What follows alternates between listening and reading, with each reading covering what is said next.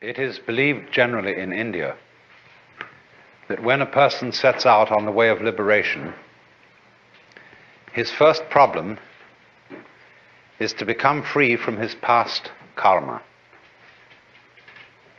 The popular theory of karma, the word that literally means action or doing in Sanskrit, so that when we say that something that happens to you is your karma, it's like saying in English, it's your own doing.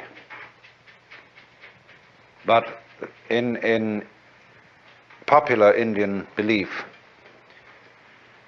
karma is a sort of built-in moral law, or a law of retribution, such that all the bad things you do and all the good things you do have consequences which you have to inherit.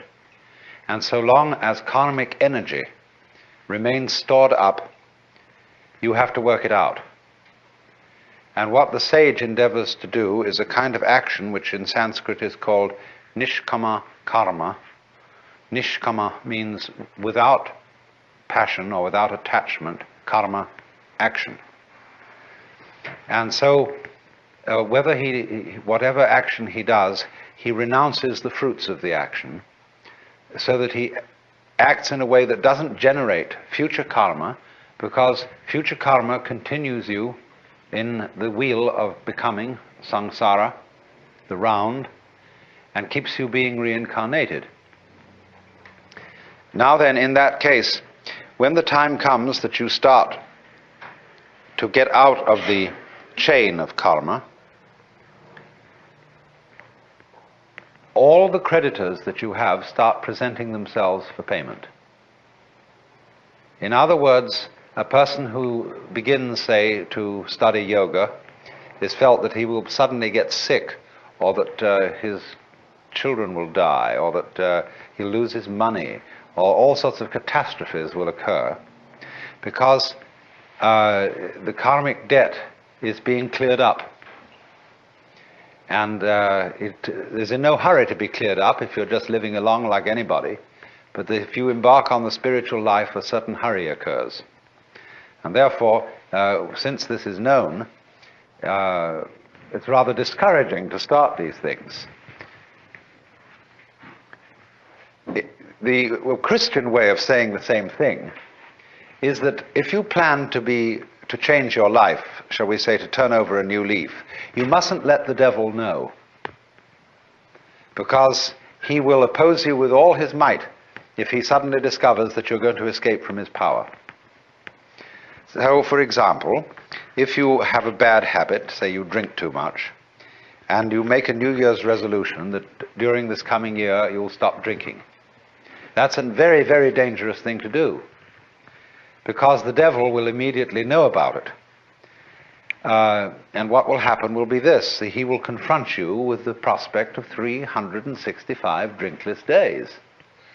And that will be awful, just overwhelming. And you won't be able to make much more than 3 days on the wagon. So in that case, you compromise with the devil and say, just today I'm not going to drink, you see, but tomorrow maybe, we'll go back. Then when tomorrow comes, you say, oh, just another day, let's try out, that's all. And the next day you say, oh, one more day won't make much difference. So you only do it for the moment, and you don't let the devil know that you have a secret intention of going on day after day after day after day. But of course, there's something still better than that. And that is not to let the devil know anything. And that means, of course, not to let yourself know. One of the many meanings of that saying, let not your left hand know what your right hand doeth, is just this. And that was why in Zen discipline, a great deal of it centers around acting without premeditation.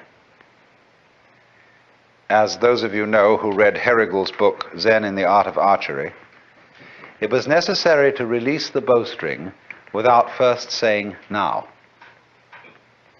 There's a wonderful story you may also have read by a German writer, von Kleist, about a boxing match with a bear. the man can never defeat this bear, because the bear always knows his plans in advance and is ready to deal with any situation. The only way to get through to the bear would be to hit the bear without having first intended to do so. That would catch him. And so this is one of the great problems in the spiritual life, or whatever you want to call it, is to be able to have intention and act simultaneous. By this means you escape karma and you escape the devil.